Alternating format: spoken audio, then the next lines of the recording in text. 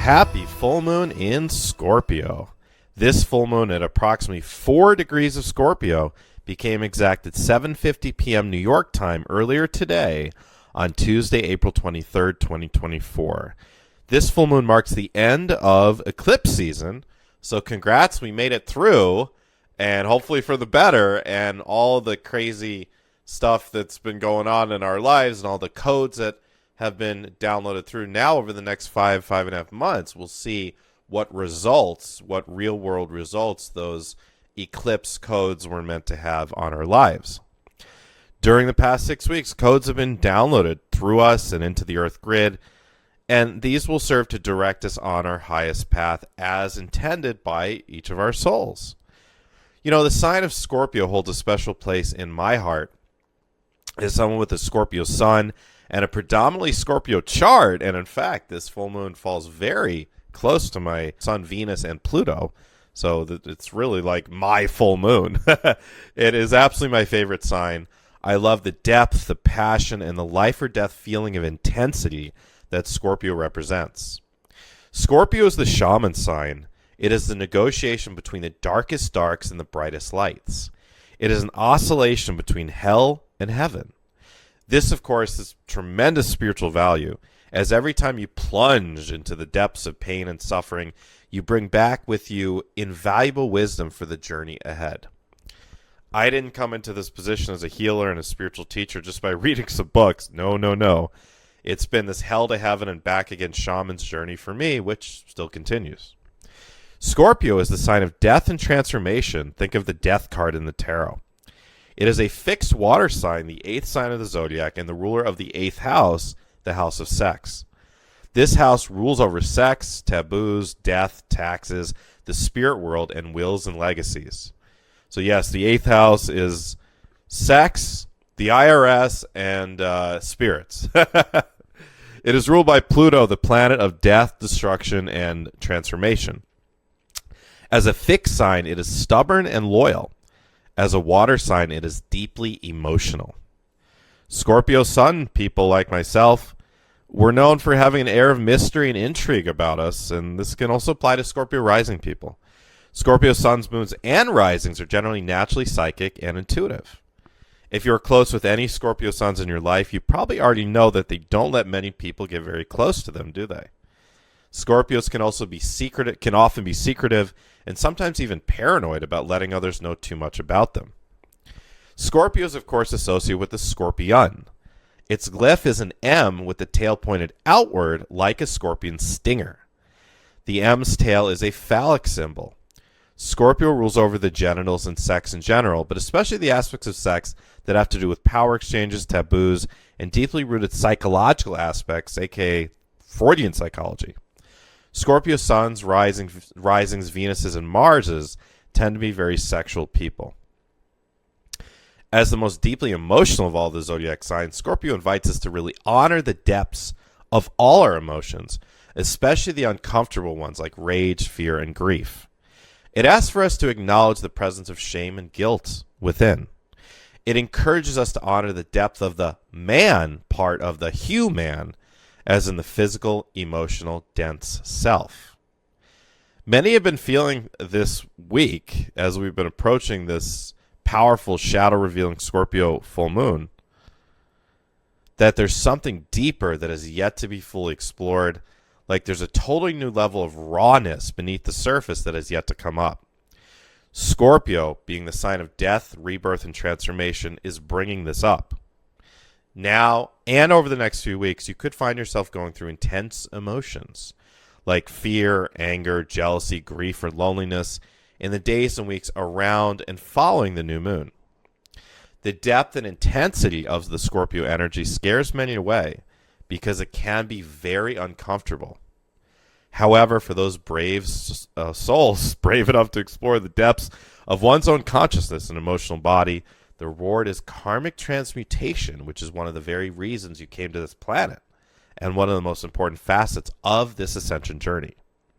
Now that the sun has entered the fixed sign of Taurus, marking the middle third of the spring season, we have the opportunity over the next 2 weeks and beyond to balance our physical and material desires and aspirations which is represented by Taurus, with our interest in explorations in the spiritual world, which is represented by Scorpio.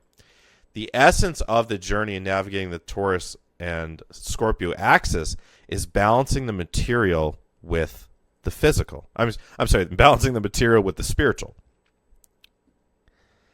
Tense T-square with Pluto. Tensions boiling over, scandals, and getting honest with ourselves.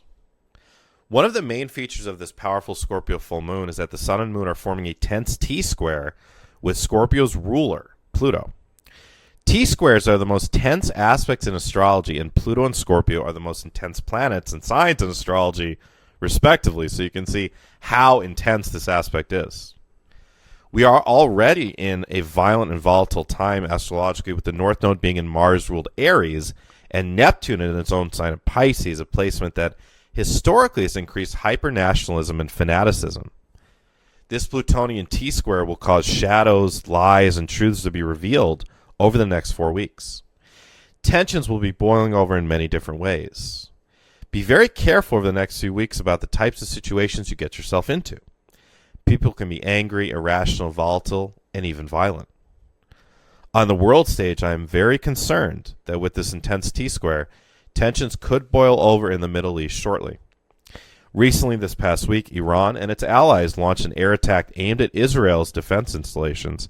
With the United States-backed defense technology, Israel was able to effectively defend against all of the missiles.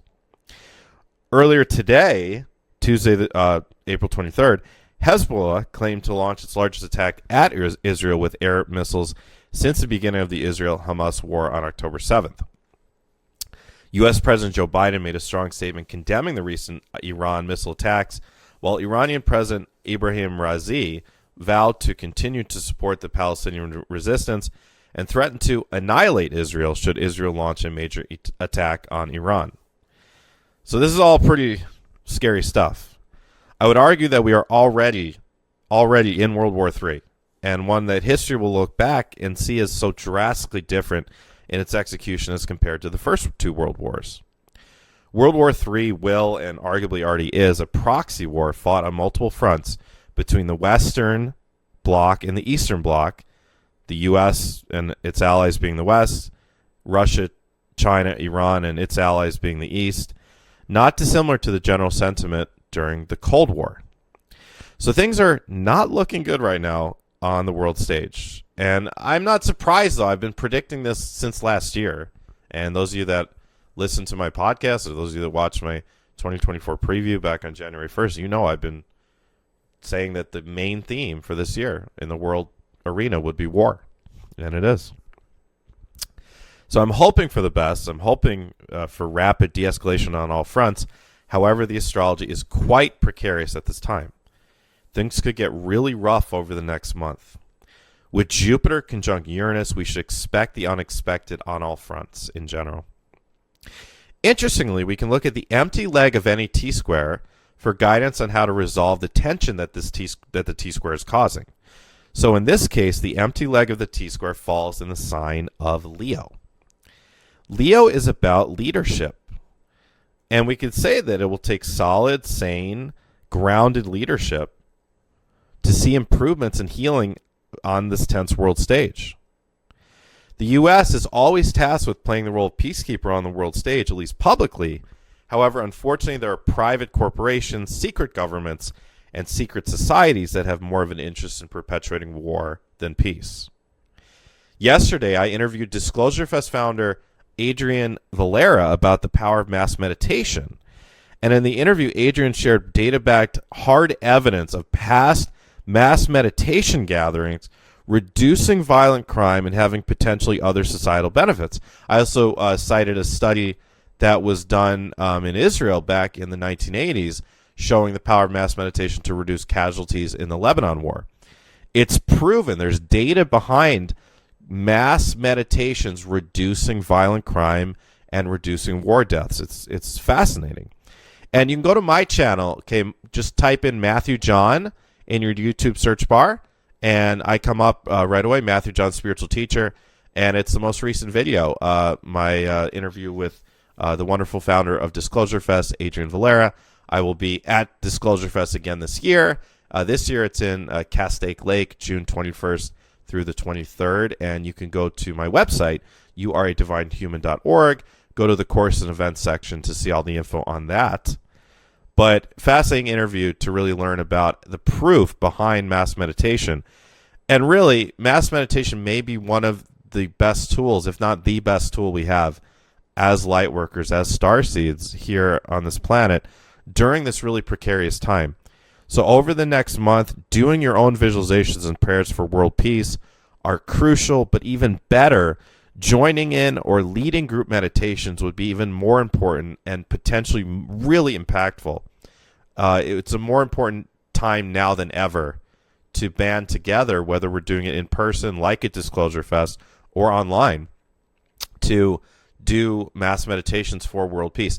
And I'll let you know, the way I see it, we all have a life plan, a soul plan, and our planet has a lot. Humanity has its own collective soul plan.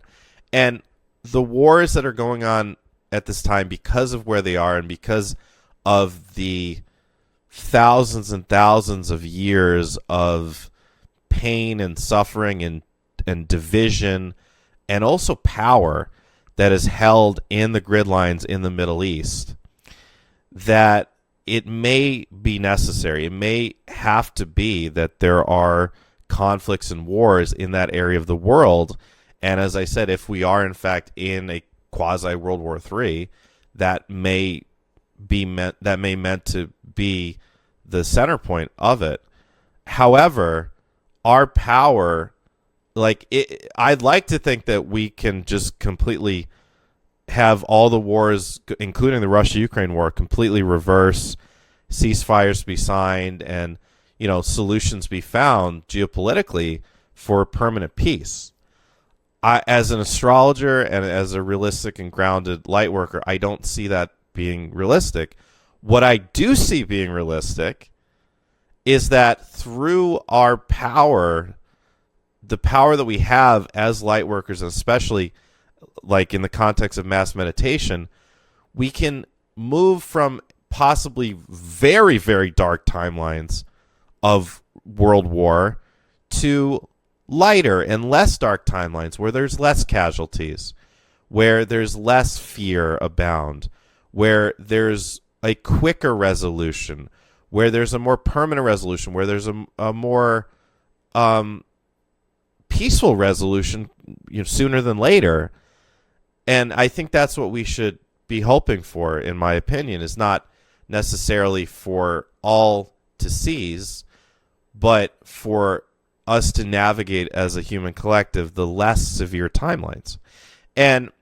But interestingly enough, like during mass meditation or individual meditations, just visualize. What we still need to do is visualize what we want to see. So we do need to visualize laying all arms being laid down and treaties being signed and peace reigning throughout the Middle East. And that energy, it's so diametrically opposed to what the reality is right now. So that energy then will manifest in the 3D and the physical world as perhaps, again, navigating the less severe timelines where peaceful resolutions come faster than they would have, right? So that's the power that we hold. And it's really important that as we're ascending as individuals, we're also learning and utilizing and harnessing the power that we have as collectives, whether in small groups or massive groups like at the Disclosure Fest festivals. So I hope this was a helpful reminder for you in the power of meditation, both on an individual and a group scale, because it's so important now. Also, major scandals are going to rock your news feeds over the next 2 weeks, so get ready. Scorpio and Pluto rule over scandals, and with this T-square, lies and truths will be revealed on many fronts. With the empty leg of the T-square being in Leo, as I mentioned, these scandals will likely be centered around political figures.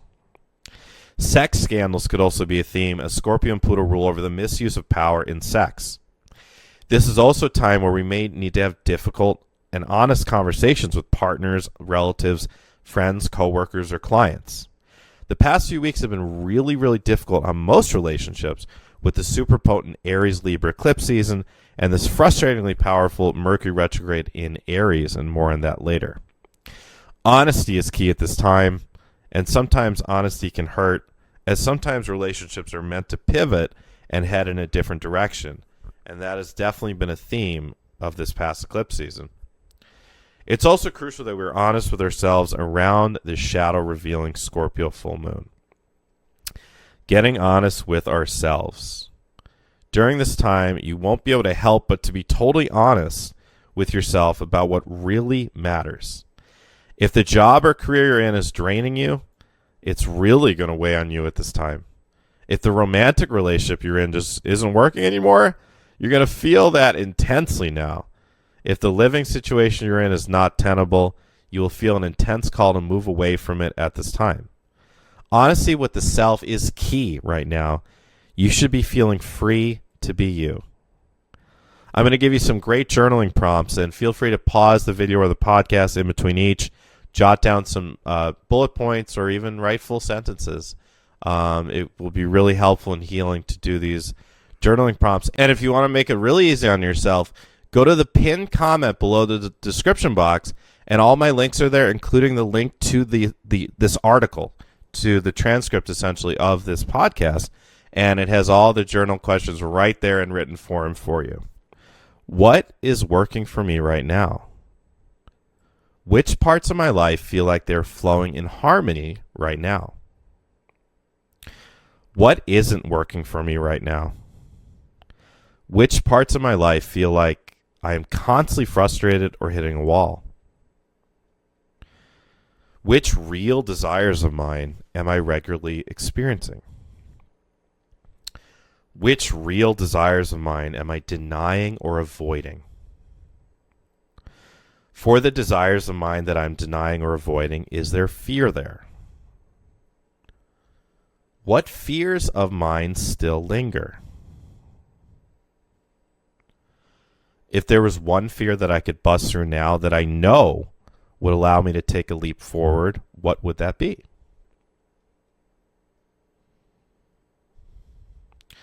Are the people that I spend the most time with encouraging my evolution or dragging it down? Are there changes that I need to make in my relationships? Are there difficult conversations I might need to have with others? Is my living environment giving me life or weighing me down? Are there changes that I need to make in my living situation? Which emotions or traumas within me do I habitually push down? What are some practices or healing modalities that could assist me in alchemizing or processing these? Jupiter-Uranus Conjunction marks a new 13-year cycle of innovation. Jupiter and Uranus make a rare conjunction in Taurus on this full moon, marking a new 13-year cycle of innovation, as they won't meet up again until 2037. This magical meeting of these two heavyweight planets really is a magnificent occurrence. Uranus, the ruler of Aquarius, is the planet of innovation and freedom, and Jupiter is the planet of growth. Jupiter expands and amplifies anything it comes into contact with. As it meets Jupiter now, it is massively amplifying Uranus's innovative spirit. We are going to see some very interesting new inventions make their way to the public eye over the next month. And because this conjunction is occurring in Taurus, it's going to really be geared towards solving the planet's most pressing environmental issues like global warming and plastics. Also, new cultural innovations like new fashion and music trends will reshape the zeitgeist now and for the rest of the year. Also, so many people around the world, including the lightworkers, will be receiving codes and downloads now and over the next month that will be directing them to create and innovate new spiritual and material technologies that will be necessary piece of the puzzle for the planetary ascension. Pay attention to what downloads come to you now and over the next month. Even if you get a download or instructions for something that isn't plausible for you to create now, keep it in the back of your mind, as it may be something that is meant for you to bring forth years from now. Mars, the planet of action, currently resides in mutable water Pisces, the most creative sign. We are really feeling called to be creative in all ways at this time. Mars in Pisces actually sextiles Jupiter and Uranus, adding such a wonderful creative energy to this already creative and innovative aspect. It is an absolutely wonderful time right now to make art of any kind. On a collective scale, the codes are being downloaded with this conjunction that will create the new financial system when we are ready to begin transitioning from the current US dollar-ruled hyper-capitalistic trap that we're in, which is essentially the root of all problems in the world, including the current wars, if we're honest, to a more Aquarian-style digital currency that will lead us as one planetary body into future decades. Bitcoin is and has been the early stages of this. But it will be at least another decade until we as a planet in earnest turn away from the current economic structure. Looking back historically, so many huge leaps forward in technology and culture have taken place around Jupiter-Uranus conjunctions, including Gulliver's Travels, published in 1720 and 1721, Darwin's Origin of Species, published 1844 to 1845, the Wright brothers' first experiments with flight, 1899 through 1901, the world's first computer, 1941, the rock and roll explosion with Elvis, Buddy Holly, Chuck Berry, etc., 1954-55, a number of epic albums, and Woodstock, and the albums being from the Beatles, Jimi Hendrix, Bob Dylan, the Rolling Stones, the Who, etc., in 1969, the first Apollo moon landing, 1969, and the first Harry Potter book, 1996 to 1997. With Black Moon Lilith, the ruler of the suppressed divine feminine in Virgo, the sign that rules over literature, forming a minor grand trine with the Jupiter-Uranus conjunction and Mars in Pisces, there will be many literary, artistic, and cultural innovations and advances centered around the expression of the divine feminine that are either released to the public or simply downloaded to the artist now to be released later over the next month. Also with this minor grand trine, we will see more anger and repulsion expressed over current abortion legality fights in the Supreme Court, in Florida, in Arizona, etc. With the truth-telling, Plutonian T-square activated by this full moon combining with this rare Jupiter-Uranus conjunction, extraterrestrial disclosure will also be in the news over the coming month. We will likely see a bombshell that is in many ways bigger and more significant than the last bombshell, which was that Mexican alien body reveal. So now, ladies and gentlemen, let's talk about sex, baby. Let's talk about you and me. Sex and sexuality. This is astrology, one of the most sexual times of the year. Scorpio is the main sign that rules over sex. Aries is the other. If you must know, and I know you're wanting to know, Aries rules over the physical aspects of sex, while Scorpio rules over the mental side of sex, lust, desire, power dynamics, and kinks. And also Scorpio rules over the genitalia. Sex is our nature. We are made from sex. All of nature is made from sex. The desire to procreate drives us to succeed and actualize. This Scorpio season is about embracing sex as the sacred essence of life. This is a time to look within and examine whatever blocks, traumas, or reservations you have around sex. Psychotherapy, hypnosis, and some energy healing techniques can be helpful in healing sexual blocks, and also tantric practices as well.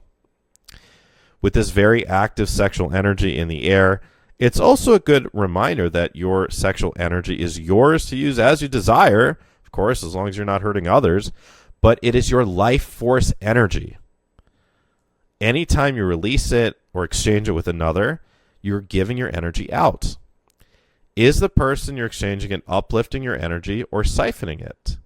Or is it a neutral exchange? These are important questions to ask. Also, with Mercury exalted in its Aries retrograde journey, many of us will be called to interact with exes. Sometimes this can be a wonderful blessing, and sometimes can lead us down a road of being wrapped up again in something that no longer serves us. So be discerning. Let's chat a bit about Mercury retrograde. Mercury retrograde in Aries. Mercury is very exalted right now as it is getting ready to station direct in Aries on Thursday. We'll be feeling Mercury retrograde-esque effects very strongly from now through the first weekend of May. This Mercury retrograde in Aries is a great opportunity to readdress projects and to-do lists from the past. What are some things that you put on the back burner that you can give some time and attention to now? As with any Mercury retrograde phase, communication issues will abound. Travel issues will likely go awry. Expect a lot of reschedulings in general. By the way, if you were born under a Mercury retrograde, it's not going to affect you as strongly. And in fact, you might even feel more at home during this time. Here are some general pieces of advice for navigating a Mercury retrograde period. Make sure that all the I's are dotted and all the T's are crossed when signing any contracts. Consider Murphy's Law during Mercury retrograde. What can go wrong will go wrong. Consider holding off on signing contracts until May if it's something that isn't time sensitive. Be extra clear in your communication with others. Give others more leeway than usual. Inquire to clarify what someone means by something if you're unsure, especially if it's via text message or email. Avoid purchasing big-ticket items like a new car until May if possible.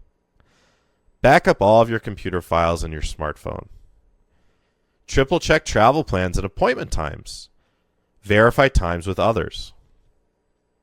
Release expectations of others, especially when it comes to people responding in a timely fashion. Give people the benefit of the doubt. Expectations of others may go unfulfilled. As always, use Mercury retrograde as a time to refine your communication rather than to be afraid of miscommunications or electronics breaking down or travel plans getting interrupted. Wishing you a fun, enjoyable, and transformative full moon in Scorpio. With love, this is Matthew John. And wait, don't go just yet. Please do me a favor. Hit that like button, hit that subscribe button. Also, leave a comment. Let me know. What did you think about this podcast? What stood out to you? What do you think about my thoughts about the world? How are you feeling about how this Scorpio energy is affecting you? And are you excited about it? Does it feel like it's too much, too dramatic, too emotional, etc.? So let me know. Let me know in the comment section, please. And you can go to the pinned comment here on the Higher Self channel below the description box, and you can see all of my links, including the link to my YouTube channel. As I said, I have that wonderful interview with the Disclosure Fest founder, Adrian Valera, on there. Also, of course, the link to my website and my email. If you go to my website, go to that courses, events, and retreats page, you can see all of our upcoming events. Our Mount Shasta retreat is coming up in just 3 weeks, and I cannot believe that I've been planning this for well over a year, and it's only 3 weeks away. And I do have space left. I have 2 spots left, and that's it. So we are getting close to being completely sold out. I have 2 more spots, okay? So whether you want to come as a single or as a couple, email me, youaredivinehuman@gmail.com. I cannot enroll any people after May 1st, okay?